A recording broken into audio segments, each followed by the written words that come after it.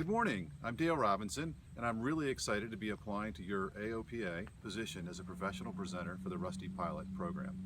I'm currently a certified instructor, advanced ground instructor, as well as a successful sales executive and a team manager for a Fortune 1000 corporation.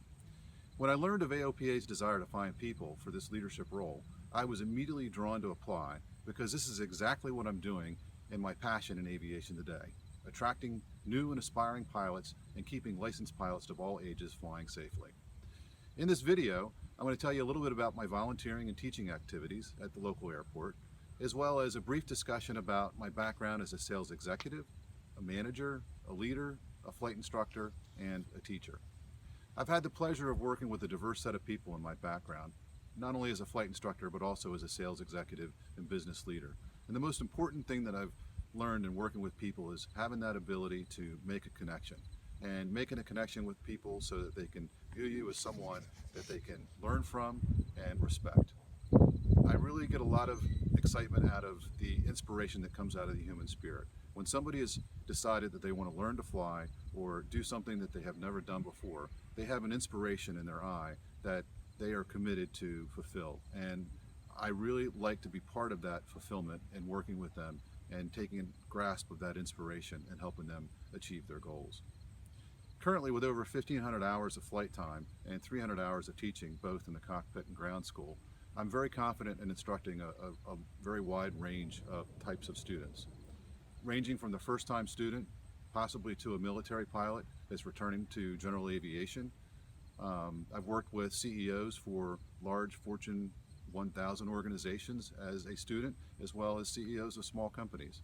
And I've also worked closely with people that are the folks that are scraping to put the money together to fulfill their dreams of becoming a pilot. So in a moment, we'll talk more about my background, but I figured while we're out here, I'd like to talk a little bit about the program that I am the program director for, which is the Young Eagles, and I manage a team of about 40 people promoting free flight for introductory flights to our neighboring youth.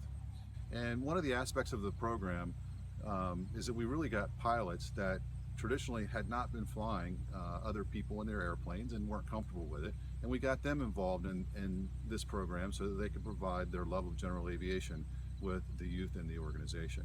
And it's been really rewarding to see some of the older pilots come back into flying and sharing it with younger people. And they have found that the program is very well run, and it's magnetic, and it's attracting an abundance of volunteers. So let's take a walk over to our new building. It was part of really a major expansion that we had at our airport.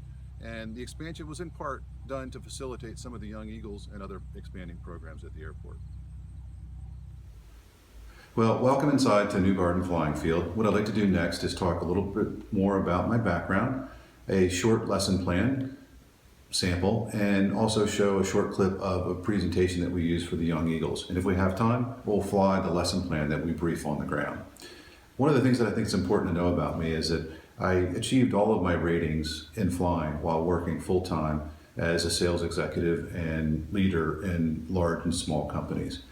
I went from my private pilot to my instructor's rating over a course of a number of years, and I persisted by working early in the mornings and late in the evenings to achieve those ratings.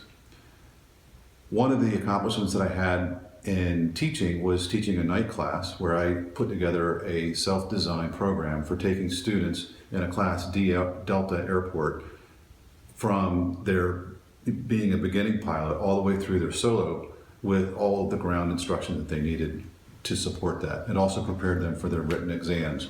And it was a course curriculum that I put together specifically for that. Outside of flying, I've had a tremendous amount of experience with starting companies and growing them to over 300 employees. I've had direct reports that I've had to inspire and manage over the years. And one of the things that I've found as being one of my key talents is really keeping people motivated and inspired, which has served me well both in business and also in flight as a flight instructor and mentor. So next, we'll take a look at an abbreviated ground school that I've done with students. And then after that, we'll take a ride along for a lesson plan that we'll fly together. All right, Jason, this is just going to be a really quick review of our entry into the pattern. We've done entries into the pattern on non-controlled fields. We'll be going into a controlled field today. at Wilmington Airport, which is class Delta, which means that we need to have dialogue or be talking to the tower. So really quick review, on that 45 as we're coming into the airport or approaching the airport, we're just going to remember to do our ABCs, and our ABCs in this case is going to be A, is to make sure we have the airport information, which is ATIS. B, is we want, on the 45, it's the best opportunity we have to do our before landing checklist to make sure our seatbelts are on, our fuel pumps are on, and we'll use the checklist that's in the airplane.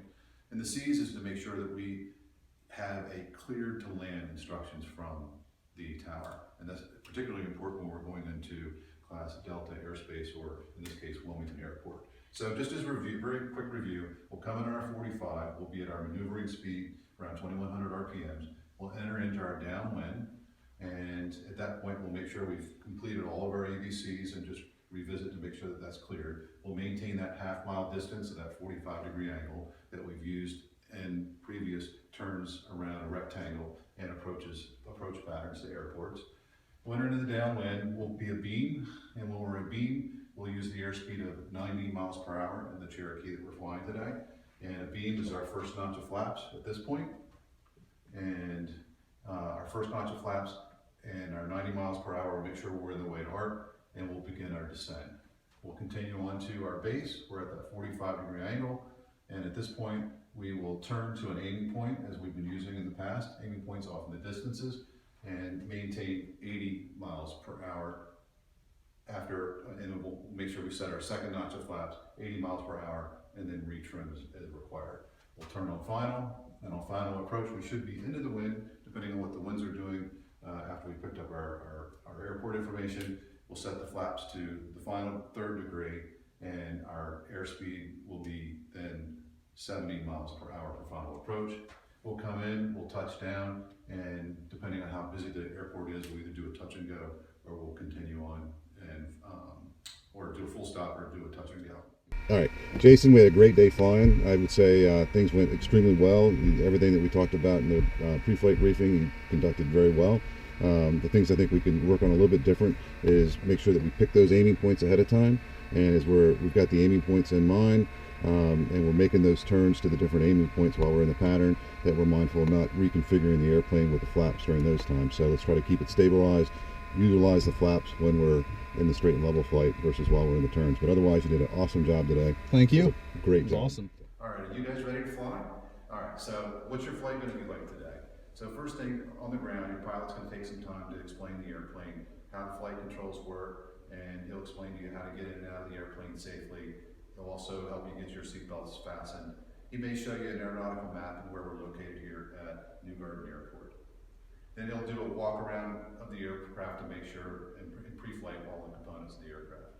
Just before takeoff, your pilot's going to need to get a clearance to taxi. So that's where you're going to help him.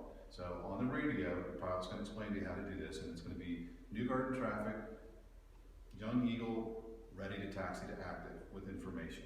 And when you say that, somebody's going to come back and say, Young Eagle, you are cleared to taxi, and your pilot will help with your instructions on that. So in the air, your flight's going to last about 20 minutes, and you may get a chance to take the flight controls, and your pilot will explain to you what the proper way of taking the flight controls and giving them back to him.